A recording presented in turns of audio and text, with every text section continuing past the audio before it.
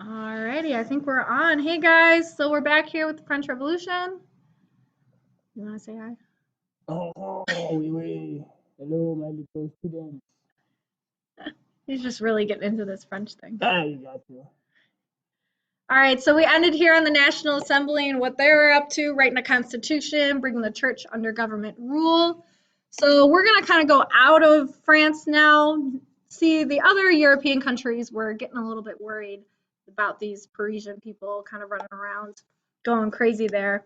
So especially the King of Prussia, who's brother to Marie Antoinette, he says he's going to protect the monarch at all cost. And tensions between him and other countries basically turn into war. And France goes into war with Prussia and their allies in 1792. Now, I've got these other people here, these sans-culottes. These are middle-class workers pushing for a republic. They are kind of the radical groups of these, and they kind of push France into these wars with Prussia. The National Assembly created this Committee of Public Safety, which required all citizens to prepare for war. So now France is trying to reform itself inside France, and then outside it is preparing everyone to go to war with all of these other European countries. Think about how crazy that is. Not only are they having essentially a civil war and a revolution within their country, now they have to take on and fight all of their neighbors who are, one, trying to put back things that the way they were, trying to protect the king and the clergy, the first and second estates.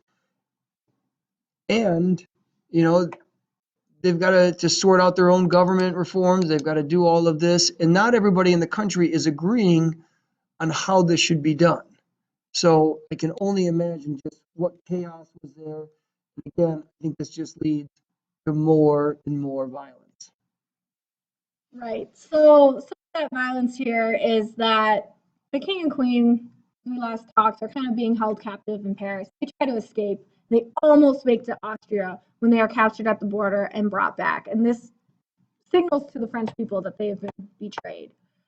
Within Paris, there's an outbreak of riots in September of this year, and I think it's 1792, I believe.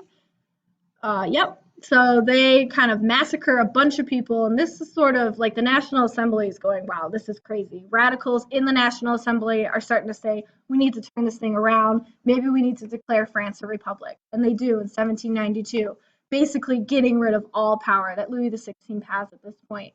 And then they put the king and queen on trial for being a traitor to their country because they left. They found them guilty. And on the next slide here, I think we can see this is what happened to them. They got their heads chopped off in the lovely guillotine. It's crazy because this is a public execution. Again, so you're finding people that are coming out and reveling in the idea of what somebody have their head cut off. And because, they viewed them as an enemy to the revolution, anybody who is going to be seen as an enemy to the revolution is going to be seen as, hey, it's an okay end. Somebody who goes against us is to cut their heads off, is for them to die in any way, shape, or form. Yeah, why not? I mean, guillotine created this guillotine as a more humane way of taking people's heads off in the first place, because as they said, if you put down the blade onto these people's heads, it was going to chop it right off. Nobody's going to feel any pain, so it's perfectly humane, right? Yeah. So we've got the National Assembly, and the National Assembly starts losing power to this reign of terror, mostly brought on by this guy, Maximilien Robespierre, who was a skilled lawyer, that should say lawyer, not lair, and writer. He became head of that Committee of Public Safety and the radical group of the Revolution.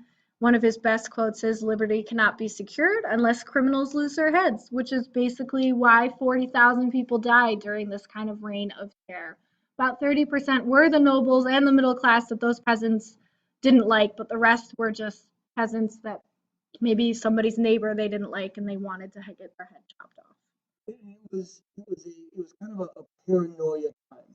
If you didn't have the exact same ideas, if you were seen as like you didn't want to do the exact same thing, but you were still for the revolution, you could still find yourself being executed just because you didn't want to do it the exact same way that Robespierre did and the Committee of Public Safety. And as a result, everybody, even people that were for the revolution, were being killed, and those who were opposing it, and everybody was kind of under the scrutiny of the Committee of Public Safety, and a lot, as Mr. Fireman just said, a lot of people died.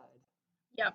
So here, next slide, we've got another picture of some guillotine, and then over there is Maximilien Robespierre. Now, this reign of terror doesn't last forever. All right, the third phase of the revolution is the Directory. So these guys come up, they create yet another constitution. I think this is the third constitution being written during this time, where they have a 5-men kind of headed directory with a 2-house legislative. Basically, it's a bunch of politicians and leaders coming together. They're kind of like dictators, but because they mostly want to help themselves, but they also kind of want to put France back together, but they're really weak. And within that power vacuum, they look to this man called Napoleon Bonaparte for help, which will be in our next video here about him. This last slide here is just the results of the French Revolution. These are on your notes that we went over in class as well. And so, Ms. Farmer, if I could ask you a question. There are the 3 phases that you said. Is that the National Assembly, the Reign of Terror, and the Committee of Public Safety, the Directory. and the Directory. And then the 4th phase is Napoleon Bonaparte and his rise to power as the Emperor of France, and we're going to talk about him in our next video. And that pretty much, so Napoleon ends the French Revolution. Yes, that's how people see it, as Napoleon. He comes in, he's got his rise to power, and then he falls, and that effectively ends the whole French Revolution. So there you have it, folks. Yep. See you later. Au revoir. Au